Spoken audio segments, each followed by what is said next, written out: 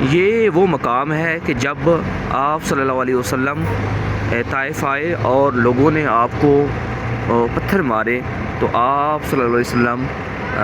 خون میں نڈال تھے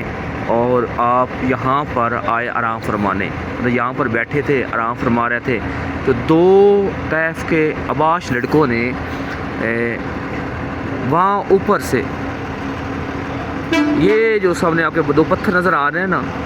وہ نیچے پھینکے،